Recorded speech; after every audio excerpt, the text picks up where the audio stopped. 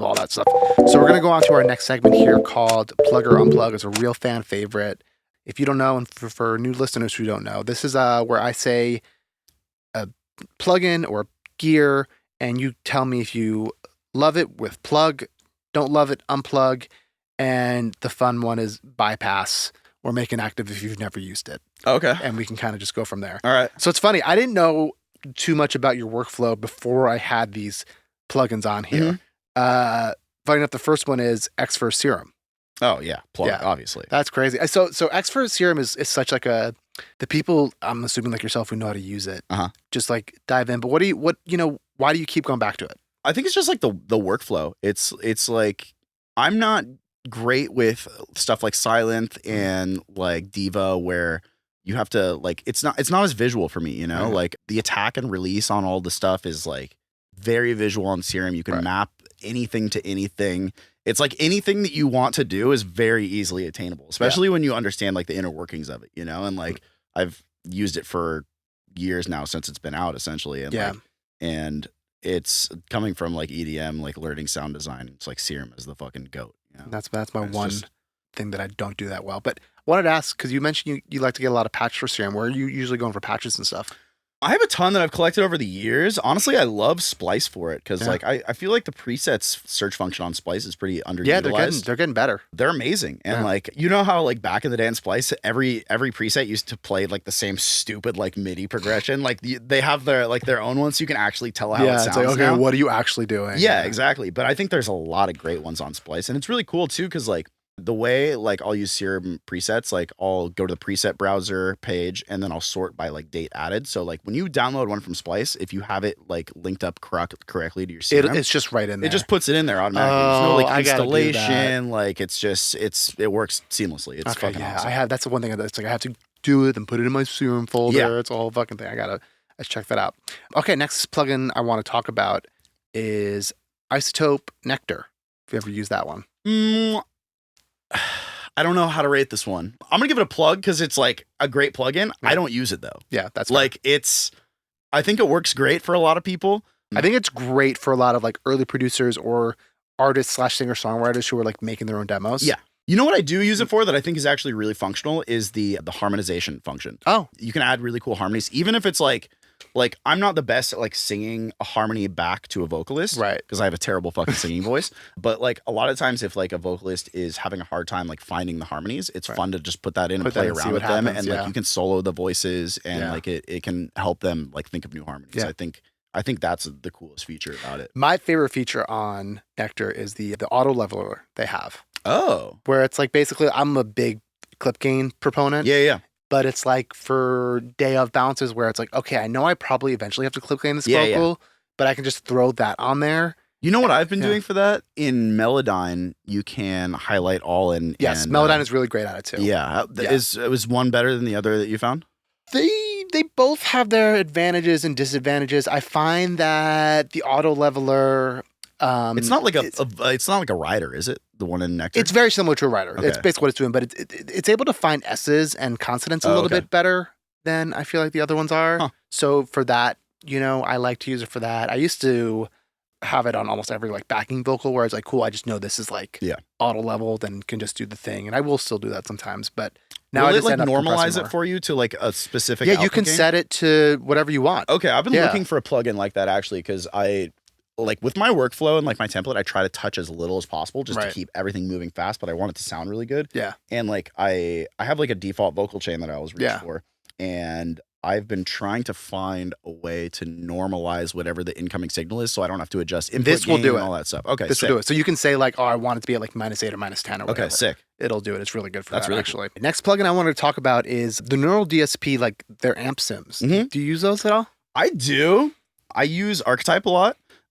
I'm kind of like off amp sims now. I went on tour like 2 months ago and David Shaman actually like helped me build out my pedal board for it. And one of the things that I got on it was the UA Dream. Yeah. And now I've just been going straight in through that thing and like just printing it with the processing. So I'm kind of like off amp sims now. I did Kemper for a while too. And it's just like, that thing feels like a dinosaur piece of gear.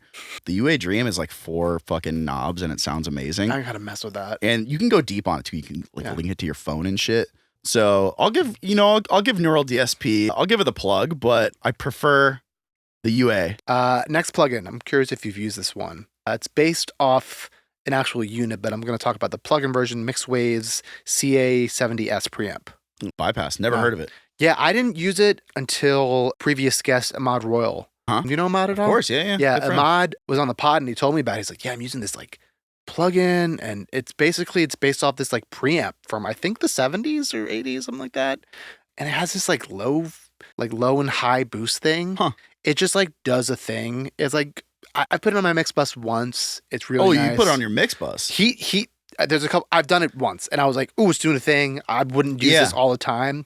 I mostly use it on really great on bass, like anything bass. It just like gives a little bit more like harmonic oomph. Yeah, but it's like a fun little thing. I love stuff like that. I'm always looking for like R bass and like Little Lab's Voice of God, like that type of stuff where it just adds like some sort of like sub-harmonic frequencies, you know? So that does it in a much more subtle way. Okay. So it's really good, and I got to use like the real version of it. My buddy has it. It's like one of his main mic preamps because it's really good. So next plugin we're going to talk about, we already spoke about it a lot, so maybe we won't hark on it too long, but it's the plugin we ask on every single plug or unplug, CLA vocals. I gotta say plug. Yeah. I think it's fucking great. Yeah. Especially for like, I mean, it's one thing if you're, you know, a world-class mixer and like, you don't like CLA vocals, but for like workflow and like, it's just, there's a preset on there called face-to-face dry. There you go. That's what I started all my shit with for like years. And I think like, it was a bit, I could be wrong on this, but this is what I've heard, that it was that Lou Bell used it for post vocal. I believe that was a big part of his chain. I'm not a huge fan of like the reverb and delay modules on there. I'll usually reach for like same H delay, but the widener function on it's really cool. I wish they just made that widener as its own plugin. Really? I would just love to have, because I love it, but I just want it to be like, I just want this on a send. Yeah. Purely that. I don't want any of the other things. Yeah. You know, like I don't use CLA vocals that much anymore because I have like I have like an Ableton rack that I've dialed in for like 8 parameters to like have pretty much everything I would need in a vocal chain. But one that's kind of slept on is CLA Effects. You ever use that? Yeah, no, it's good. It's good. Dude, I pulled that up half the time and people are like, oh, I've never seen that one. Like producers. And I'm like, really? Like I for fucking like ad libs and like for getting like a distorted kind of ampy sound, I feel like I always have a really hard time getting distorted vocals to still sound clean and not blown out, and that does whatever a really it's doing, great job. like the filters are fucking great in it. It's like when you think of like classic like distorted vocal, like that's what it's doing. 100%. You're not like reinventing the wheel, but you're like, I know what I want. I just want this. I even have on my default template, I have it running as a return track. Oh, wow. And I put it in the, it's like output only mode that you click in the bottom right, where you can put it as a send. And I'll just like, sometimes I'll run a lead vocal through that send like lightly. And it's just kind of like making it a little bit stereo and a little bit distorted. Yeah. And people really do nice sleep on that one. And it's like, I think it's fucking great. It's really good. It's just, I don't know. It's just like simple. You're like, okay, this does it fast. Yeah. You know, I'm all for plugins like that. Like I don't know how CLA vocals get so much shit talked on. I think it's like a big Kenny Beats, like Mike Dean, like guys. It's why I started. I wasn't planning on asking on every episode, but I started doing it because it's like you just get such wildly different answers. Yeah, and like I'm in the camp where it's like sometimes I fucking hate it, sometimes I love it. Well, it's funny. Like I think a big reason the hate started on it was like kind of an internet meme thing with like Kenny Beats stream, where he was like kind of like talking shit about it. But it's funny, if you like watch his stream, he uses it a ton. And like he's like, I'm not a fucking mixer. I send this shit off to people who like know how to use this shit better than me, you know? And like it's just like it was kind of born out of him talking shit on it, but like he uses it, you know? Right, exactly. It's just it's knowing when to use it, I think, is the biggest thing. Because I think you get so many vocals that you hear that it has CLA vocals on it, you're like, oh, that has CLA vocals on it, and like not in the good way. Yeah, totally. You know, people, you know, that like top knob can go overboard really quick. Oh, 100%. I'm always a big fan of like the super bright vocals. Yeah. So I'm pretty like liberal with that. You'll go with it. Yeah. Okay. Last plugin, for those who don't know, and if you don't know, the last plugin on Plug or Unplug is usually a plugin that everyone should have because they're just popular. Sound Toys Filter Freak 1.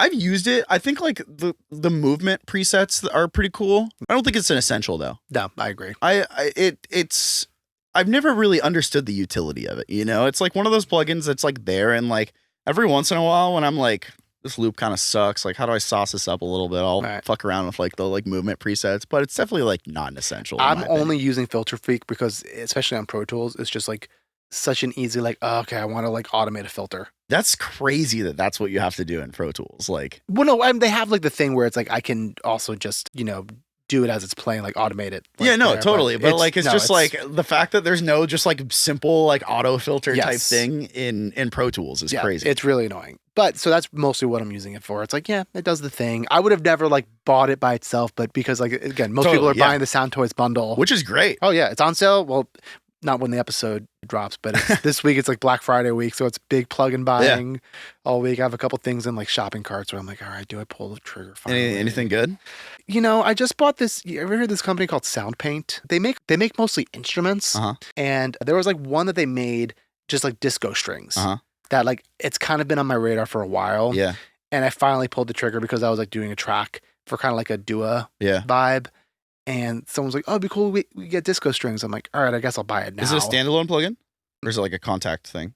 No, it's their own thing. It's like kind of like their own version of Contact where it's like, it's like they have like their own module and you can buy the different instruments. They make like, I don't know, like 50 instruments. They make a whole bunch. They're pretty good. This disco one's really good though.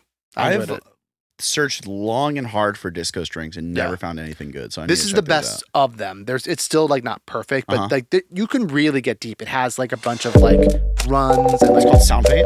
Yeah, Soundpaint. Yeah, they're great. Check it out. Yeah. I had fun with it when I was messing with it. So this is the end of the podcast.